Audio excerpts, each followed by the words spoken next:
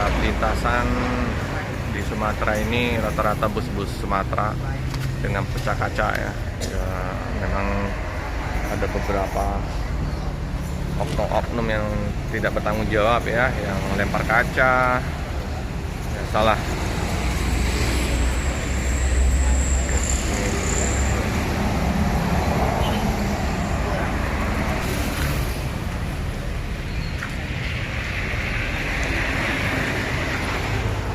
Dengan bantal, selimut,